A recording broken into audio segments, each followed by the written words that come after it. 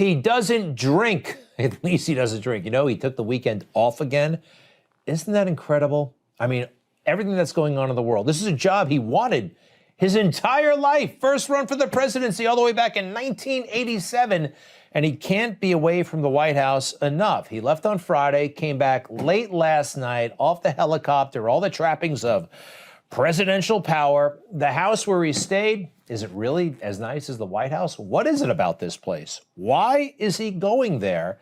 And you know what? I think it's in violation of the promise that all politicians make, actually, but Joe in particular. I will make this promise today. Those families hurting across the country, I will never, never, never, never give up this fight. Never give up this fight. The kind of thing that's so easy to say when you're campaigning. Never give up this fight, but I will take weekends off. What else?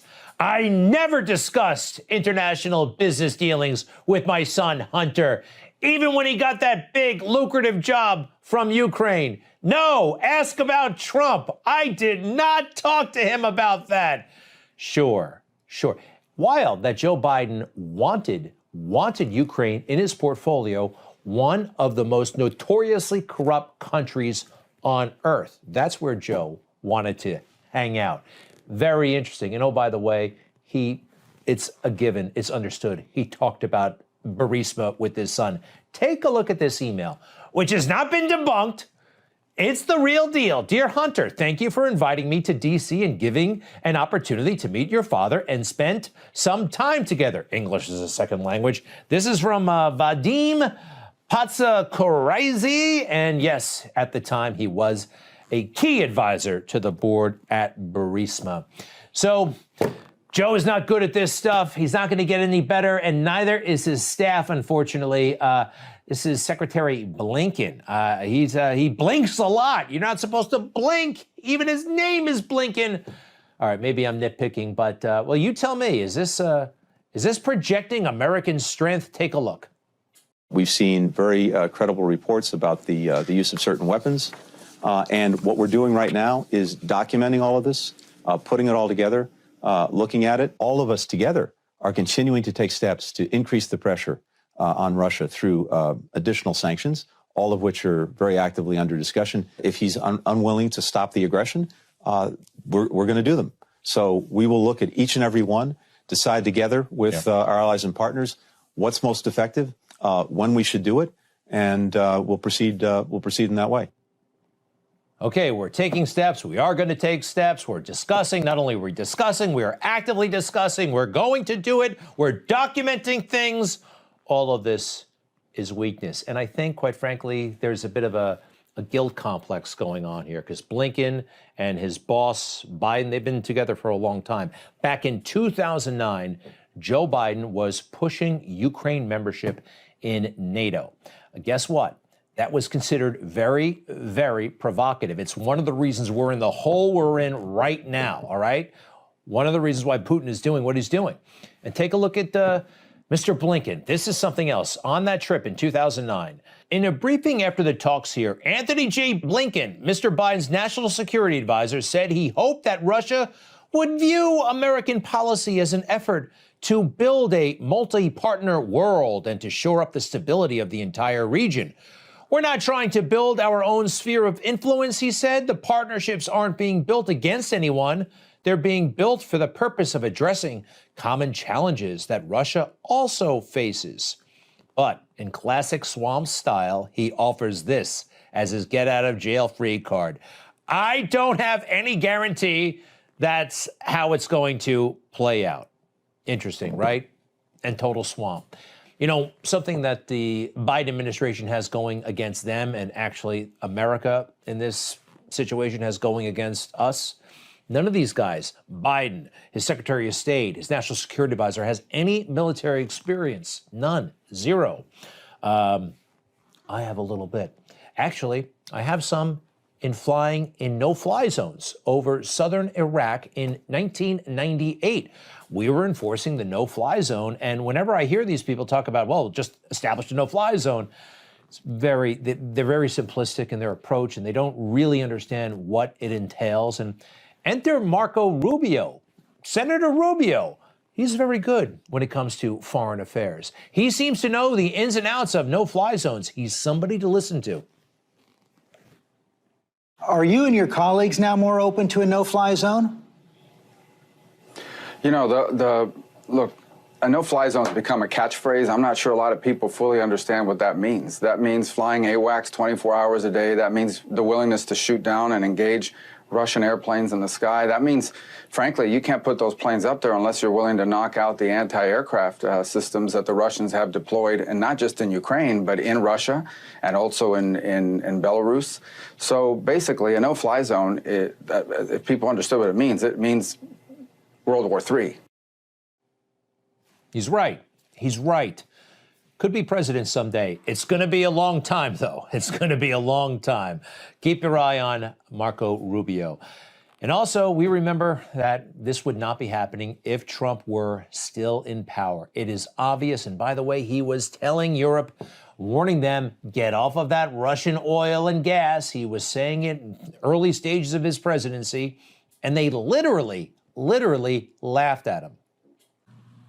Reliance on a single foreign supplier can leave a nation vulnerable to extortion and intimidation. That is why we congratulate European states such as Poland for leading the construction of a Baltic pipeline so that nations are not dependent on Russia to meet their energy needs. Germany will become totally dependent on Russian energy if it does not immediately change course. Here in the Western Hemisphere, we are committed to maintaining our independence from the encroachment of expansionist foreign powers. They laughed at him. That's the German delegation laughing at him. They should have listened to him. Angela Merkel and all of those leaders, they didn't like him. The diplomats, they couldn't stand him, but he was right. And American diplomats, oh, by the way, they just found his manner offensive. They were always pulling stunts, you know, objecting, petitions, we object, walkouts, that kind of thing. They were sabotaging from within. I wonder how they feel right now, because instead of leading on this situation, we are following. You know, in the old days, well, what are we doing now? We're seizing yachts. Wow, that's really going to bring this to a close, right? We seized the yacht. There was a time in this country where we seized the Hill. And why would a guy like Bill Barr care what the fake news thinks of him? Oh, and oh boy, does he. You know about his book, right? And now he's basically apologizing for having had anything to do with Trump. He says the election was totally fine. Trump was awful. I'm a nice guy. Please welcome me back. A very bizarre outing, unveiling of this book. By the way, during the interview, during a network special that was on TV last night, Bill Barr is drinking scotch. I just found that incredibly odd. You drink during a network television appearance. That's weird, right? That's weird.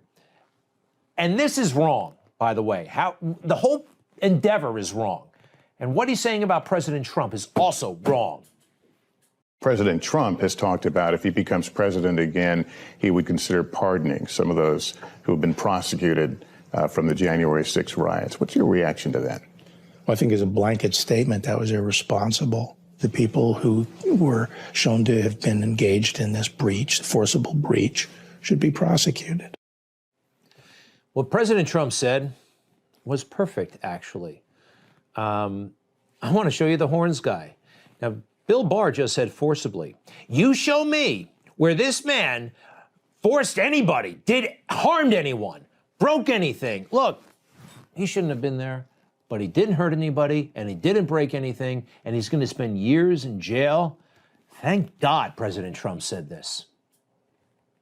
If I run and if I win, we will treat those people from January 6th fairly. We will treat them fairly. And if it requires pardons, we will give them pardons because they are being treated so unfairly. This hasn't happened to all of the other atrocities that took place recently. Nothing like this has happened. What that unselect committee is doing and what the people are doing that are running those prisons. It's a disgrace. It's a disgrace. We will treat them fairly, and we will take care of the people of this country, all of the people of this country. What does Bill Barr have a problem with treating them fairly? They're obviously not being treated. And if it requires pardons, they'll think about that. Boy, I hope he runs and I hope he wins, because those people deserve a break. Then this. People who know me know I don't really care what people think about me. And I think that's one of the reasons I was persuaded to take the Attorney General job, because I wasn't looking for anything. I don't have a future career. I'm retired. And I felt I could just call him as I see him. And anyone who tries to win the approval of others is going to be compromised very quickly. Well, he wasn't retired when he took the job. He was working full-time as an attorney, a corporate attorney, making big money, by the way. Take a look. We have documentation. Let's see here. He $1.7 million from AT&T. Another receipt, if you will, from the law firm of Kirkland and Ellis, $1.1 million. You know, he's only 71, going on 72 years of age. He's got a lot of potential earning left in him. I think he wants back in the game. He's not retiring. He's not retiring. He wants back in. All right, folks, also have this for you. Another horrible attack after this. And anti-Asian hate is a real thing. You don't see Joe and you don't see Kamala. There they are, going down to Atlanta because there was a crime against Asian people, and they insisted that it had to be white supremacy, even though the FBI said it wasn't, local law enforcement said it wasn't. They didn't care. They wanted to stir racial strife. That's their MO. Horrible, horrible politics, worse than politics, the lowest form. Oddball, trying to get attention, and I guess it worked, and maybe I fell for it, but take a look. Some will say, okay, so are you arguing for throwing out the Constitution? Should the Constitution be thrown out? What do we do? Is it a living document? Or is it a sacred document? It's certainly not sacred, all right? The Constitution is kind of trash. Now, let's just talk as adults for a second. What did you say? It's what? It's kind of trash. Trash. It was written by slavers and colonists and white people who were willing to make deals with slavers and colonists. They didn't ask anybody who looked like me what they thought about the Constitution. I wouldn't ask this guy, anybody who looks like him, about anything, and you are a radical when Joy Behar suddenly looks like a reasonable person. That is Mr. Maistal, and he's a bit of a, well, he's a nut, though somehow he graduated from Harvard Law School, and he's black, so he can write horrible things and just get published and not get canceled. And here's an article that I could not believe. It came out last Easter. I am not ready to re-enter white society. How about that? Sorry about that, Ellie. Take a look. It goes like this. There was only one person standing outside of the CVS, a young black woman who looked to me to be no older than 16. He's in his car waiting to pick up somebody, his wife. Next, please. It says, the black teenager ignored the woman, as I teach my kids to do when strangers are shouting at them, but the white lady insisted. So what happened was a white lady drove up to the store and said, is this where they give out the vaccines? The kid clearly worked there. He doesn't say, and wouldn't answer. Goes on. He really doesn't like white people, especially white older people. Next graphic, please. I was supposed to speak up, and what my children would think if they saw me getting in a shouting match with an old white lady. This is bad stuff. One more, I believe, maybe two. Did I fail to show solidarity with this young black teenager? Was I part of the permissive culture that has allowed that white lady to exist? Sorry for living. Remember that? That used to be a phrase. It was ridiculous, but it was a phrase. Now, I guess it's apt. All right, back over to Ukraine for a moment. The press, they really are giving themselves high marks for all their coverage. I'm not that impressed, actually. Sometimes you see images and you see what they say, and you see a gap between what they say and what is actually happening. This is a report on NBC News where I saw some of that. All right, I'm going to nitpick a little bit here, but why not put the camera in there so we can look at the cots? But the scene that she's kind of surrounded, it's pretty conventional. I mean, it's not that intense. It seems like she wants it to be worse than it is. Laying it on a little bit thick, don't you think? And the transportation, it's buses. We've seen buses. It's a parking lot. I saw a busier, longer line this morning, but continue. So remember these guys, the Lincoln Project, they're still out there making trouble. A lot of Republicans, by the way, talk about rhinos. These folks are the worst. They only care about money and power for themselves. There's a new act in town. They call themselves the 65 Project. Look at what their mission is: to disbar attorneys who work with Trump. The 65 Project is targeting 111 attorneys in 26 states who were involved to some degree in efforts to challenge or reverse the 2020 election results, including disbarment. Now, this is dangerous. This is not the American way. Everybody gets a lawyer. Murderers get a lawyer, okay? The president had valid, reasonable concerns about the 2020 election, and it was good that Rudy Giuliani and others helped them. But by the way, you know, they were so abused, and there was a point in that. They didn't want other law firms joining Donald Trump. It's not on the merits. It is a game. It is a corrupt game. And now they're trying to take it even further. Disbar these folks. We can't let that happen. We're going to stay on this, the 65 Project. They cannot be successful. The swamp, they love to lie. Oh, do they love to lie? Here's a great cut and dried example. Who remembers Anonymous during the campaign? An anonymous Trump administration official has turned on the administration and wrote an article for the New York Times. Tonight, the stunning letter published late today by the New York Times from someone reportedly inside the Trump administration. The New York Times publishing this anonymous firecracker op-ed from a current senior official in the Trump administration. An anonymous senior official, according to the New York Times, in the Trump administration wrote that explosive op-ed. The most explosive was that New York Times op-ed by an anonymous senior official of the Trump administration. Wow. You know, there was all kinds of speculation. Who could it be? Was it John Bolton? Was it John Kelly? Was it, who the hell was it? Who could it have been? Some major player, right? You wouldn't do that for just anybody. They did it for just anybody. Some guy named Miles, 33 years old, I believe at the time, had a staff job at the Department of Homeland Security, which employs about 400,000 people, including him for a brief period of time. Are these liars or what? You saw what they said about that story. Oh, something else to keep our eye on. You know, Western companies are, well, pulling out of Russia, and they're doing it in a big way.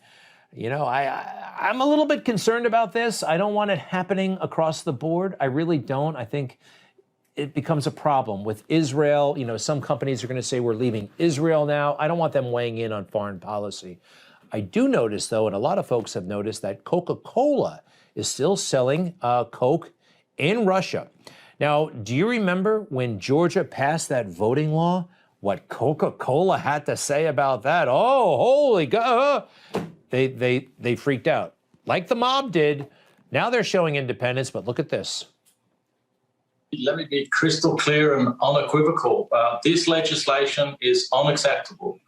It is a step backwards, and it does not promote principles we have stood for in Georgia. Georgia.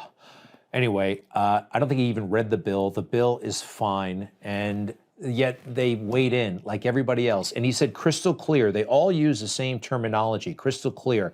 Talking points. And oh, by the way, there's nothing crystal clear about Coke. It's horrible for you, too.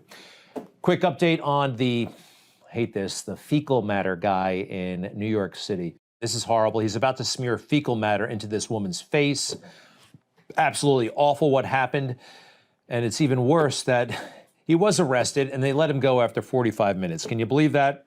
And he's a career criminal. They couldn't find a way to keep this guy in jail. Look at his past. I think he was arrested about 40 times or so, right?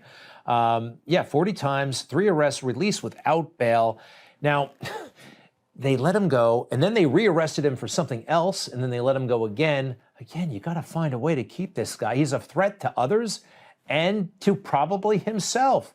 Now, if the judge can't do it, and take a look at this, whatever happened to contempt of court? Here he is in court. He's yelling his head off, joking about what he said. You see that? This is a blanky situation, haha. Sneering to the Bronx judge, F-U-B-I-T-C. Yeah, you know the rest. Why am I still here? I'm blank and tired of it. I'm hungry, told the judge. I don't know that, B-I-T, referring to the victim. Snapped at the jurist. You're talking to her, not to me, blank you. Isn't that contempt of court? Please, contempt of court, right? Throw him in jail for 30 days? That's not that. Do it! We'll be right back. About 30 years ago or so, and here he is right now. Christopher Nixon Cox, welcome back to Newsmax. How are you, sir? Very good. Great to be on with you, Greg. So, look, we know what's going on in Ukraine. Tell us a little bit about the analogy, I think the Yom Kippur War. What was your grandfather going through, and how does it relate? Well, that was a very complicated time for my grandfather. October 1973, Watergate was starting to percolate. The Saturday Night Massacre happened during that month. And the Arab states, backed by the Soviet Union at the time, saw an opportunity to attack Israel, which was a great friend of the United States and a great democracy of the United States. And of course, many people in Europe were afraid to back Israel, to support Israel with anything significant, such as weapons, because they were afraid that their energy would be cut off, their energy supply from the Middle East. Many people in my grandfather's cabinet warned him that if you support Israel, the Soviets will get involved and you'll start World War III and it'll be a nuclear war. Much of that sounds very similar to what we're dealing with today. But my grandfather made a very important decision. He said, we're going to back Israel with everything that flies. And he pushed through the bureaucracy when the bureaucracy pushed back and said, send everything to Israel, weapons, planes, fuel, whatever it takes. And that allowed Israel to turn the tide of the war against the Arab states. Now, of course, Golda Meir, you don't have to believe my opinion that saved Israel. Golda Meir said that my grandfather was the greatest friend Israel had because of that airlift. And because the Israeli state was able to fight back against the Egyptians, that led to the peace accords, the Camp David Accords in the late 1970s, and ultimately you had peace in the Middle East. And I think it's an analogous situation today with Ukraine. Very interesting. Now, but let me ask you this, and you know the world very, very well. You're an international businessman now and lawyer. It's a little bit very true. It's analogous, but if we were to do that in Ukraine right now, everything, if we gave them all the planes, everything we got, just back them 1,000%, this is not Egypt, this is Russia. And it's a more potent out. What do you think your grandfather would have done in this, if he were still here? Greg, you're a smart guy like I am. If a bully confronts you, what do you do with a bully? You punch him in the nose, and a bully backs down. And I think that Putin and Russia are acting like bullies, and they're much weaker than they think. How long has this 40-mile-long column been stuck outside Kiev? It's been taking days and days and days for them to move. If Ukraine had several A-10s, we could wipe out that column in a matter of days. And the Russians know it. And the Russians know that if the U.S. gets involved, they're done. And that would embarrass Putin, and he would never let that happen. I think what we have to do is, it's good for the United States to get involved. We need to heavily resupply the Ukrainians, give them the weapons they need to fight back. They certainly have the willpower. They certainly have the people to fight back. All their citizens are rising up. Heck, 20,000 foreigners came and volunteered to fight against the Russians. There are plenty of people. They need arms. And if they get arms and Russia realizes it's tangling with the best the United States has to send, they're going to have to find an off-ramp, and Putin's going to have to back down. And I believe, again, with a bully, you punch them, they back down. You know, Christopher Nixon Cox, boldness. It runs in the family. That is a bold idea. And you know what? Hearing it from you like that, and knowing about what happened in the early 70s, who knows? This could work. Christopher Nixon Cox, and there you are with your grandfather. Brilliant analysis. We appreciate it. You can go to Newsmax.com and read Christopher's terrific piece on this. Thank you very much. Thanks, Greg. We are going to Ukraine next. Stay with us.